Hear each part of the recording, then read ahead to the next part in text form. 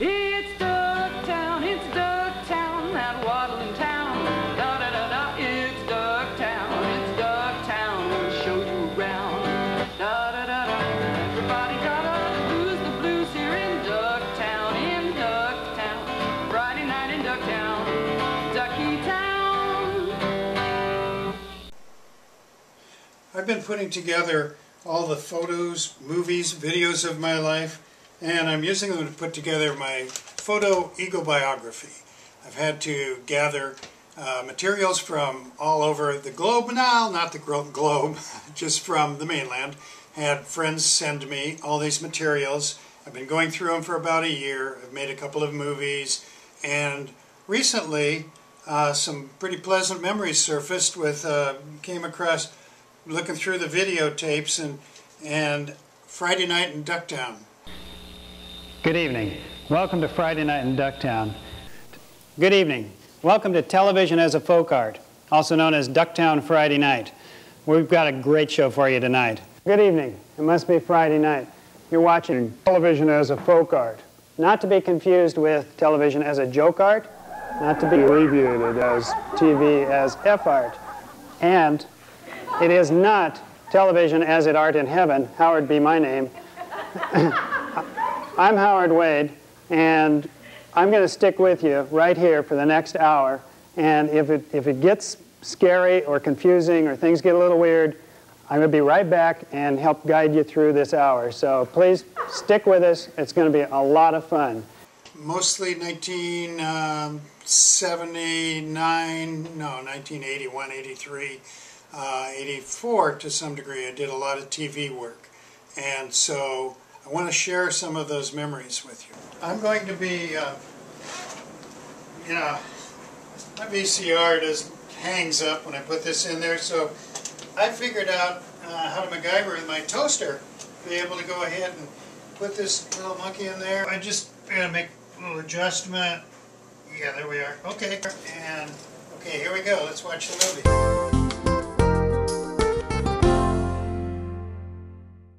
Good evening. Welcome to Rendezvous with the Stars. You know, as the host of a variety entertainment musical comedy show such as this one, I am fortunate that I often have the opportunity to interview some of the truly great personalities of this wonderful industry. You do tend to get a little jaded sometimes when you think you've interviewed all the greats and you notice that you don't really get nervous or excited anymore when you're told that some new celebrity is going to be on your show. I'm talking about the kind of feeling I got the first time I interviewed the Beatles, or Marlon Brando, or Katie Hepburn. But it's been a long time since I got those kind of butterflies in anticipation of being in the company of greatness. That's why tonight's guest is so special to me. For the first time in years, I feel like a star-struck youth who is waiting to meet a Barrymore, a Baryshnikov, a Hitchcock, or a Hemingway. I haven't been able to eat all day. I am so excited. I've been speaking in superlatives for years, and now when I need them the most, there are no words to describe my pleasure in being able to introduce my next guest. Ladies and gentlemen, may I present Mr. Howard Wade. Thank you, Howard. Thank you very much for those kind words. I am totally thrilled to be a guest on your wonderful show after all these years. Well, you could have been on the show anytime you wanted. All you needed to do was whistle. We would have dropped any other guest immediately for a chance to interview you. I only wish I had known. You always get such important and wonderful guests on your show that I thought certainly you wouldn't have time for tiny little He is so modest. Listen to the man. We've been dying to have him on the show for years, but we never got the courage up until now. Well, now you've asked, thank goodness, and we're together at last. What kind of questions do you have for me? What should we talk about? Show, Friday Night in Ducktown. I understand that you're producing it, writing it, starring in it. I've heard that you even helped move the low-budget news desk on and off the stage. Isn't it hard for you to do all those different jobs? It's the old story, Howard. If you want something done right, you just have to do it yourself. Sometimes people tease me and say that someday I'll be playing all the parts in the show, interviewing myself, that sort of thing. Both you and I know how ridiculous that is. We sure do, Howard. You've always been the one for sharing the spotlight with others.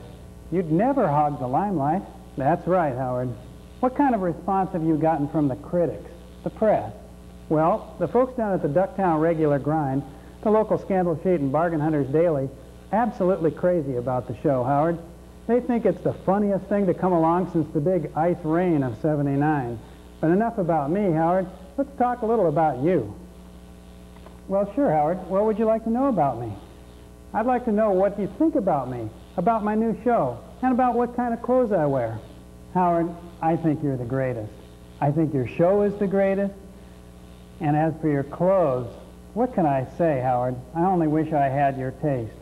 The way you combine your colors, your style, although I did hear that your wife chooses all your clothes. In fact, I heard that she is actually the one who writes all your comedy bits. No, Howard, I'm afraid you've got it all wrong. My wife is a sweet gal in her own way, of course, but me, I'm the one who's got the real talent in the family. The taste, the originality, the truly sensitive, artistic personality. Well, I had heard that your show is actually put together by a team of extremely talented people, that it's truly a group effort. No, it's me. I tell you, me. I'm everything. Hey, I am it. Take it easy. It's okay. I should have known better than to listen to rumors that would take any away from your greatness in any way at all. What a fool I've been. I am really sorry. Sure, I understand. It was silly of me to start getting upset or angry. That's something I never really do. It's just that, well, with you it's different. Normally I just feel super confident about everything. But somehow when I'm around you, I start getting a little insecure. Maybe it's because in some ways I think you're a little like me, that I'm a little like you. Really? You think so? Oh, I am complimented. I must admit that I've sometimes identified with some of the greats, but you, well, I never dreamed. But yes, I can think of some similarities. Nothing physical, of course. No, certainly no physical similarities. Our faces are as different as left and right, which brings up a question that I've always wanted to ask you. I've noticed in all the appearances you've done on TV, in all your movies, billboards, and promotional products, we only see one side of your face, the right side. What's the reason for that? Gosh, Howard, I guess I just have this natural tendency to always point my good side toward the camera. Nothing to be ashamed of. Lots of show business personalities tend to favor one side or the other. But listen, I think it would mean a lot to your many fans if you swallowed your pride and let us all have a look at the left side of your face. I'd be willing to do it if you'd show your bad side. I'm sure people who watch your show wonder what your right side looks like. What do you say? On three? 1, 2, 3.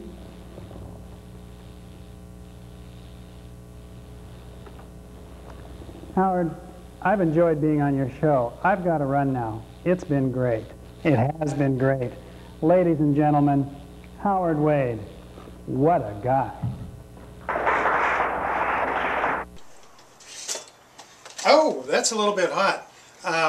You might have noticed during the end of that tape there was kind of a, I don't know if it's called technically a warble or a woof, kind of a little skip.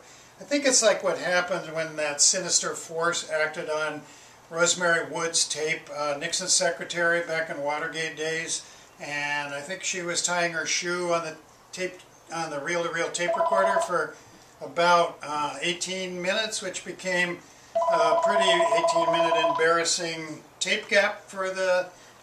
I'm sorry, I gotta get this. Well, okay. Hi, this is Howard. Hey, Howard. This is Howard calling. Howard. Howard who? I know a lot of Howards. Kind of Howards are kind of thick on the ground out there. This isn't just any Howard. This is Howard Wade. Believe I'm the only Howard Wade that you ever interviewed on that little show you had. Howard Wade? This is incredible. You know, I was just talking to some people about you, and in fact, I was showing them the tape that we did. And Howard, I was just looking at that interview tape you sent me, You know, the one where we both showed the bad sides of our faces? Have you shown that to anybody else? Oh, good, good, you got it then. Good, I wasn't sure about your address. Hey boy, we were really young then, weren't we? Yeah, you were. I thought I was pretty old at the time, but time had more tales to tell. But Howard, what happened to the rest of that interview? I'm talking about that whole second part of the interview. You know, where I revealed all that personal stuff about myself. Oh, there wasn't that much left of the tape. You know, it was probably just edited out. It was cut out? Who did the editing? Oh, it could have been any of the crew members, you know, Linda, Tom, Chuck, anybody that just, I think it was all kind of pretty irrelevant stuff, you know, it was just kind of that time you were talking about sort of things you were doing and who you were involved with. I don't think there was that much. By the way, Howard, where are you living now? Howard, I'm sorry, somebody's at the door, Howard. We had some people coming over, so I gotta go. Wait, Howard. No, wait. Wow. Yeah, I'm sorry about that interruption there. I'm gonna have to work some stuff out with that guy. He's anyway. I think that's all I have to show you. There's some coming attractions, and here we go. Okay. Man, that guy sure went to the dark side. Whew, what am I gonna do? If you agree with Snoopy and me that dancing is the only true art form, but if you trip on the light fantastic, or you lack terpsichorean technique, you need to come on down to the Howard Wade School of Random Movement Dancing. Your feet will be happy they brought you. Okay, so that's about it for this installment. Please check for further installments on YouTube/Housey39. And for me, I gotta get out of here because I think I might have company coming. So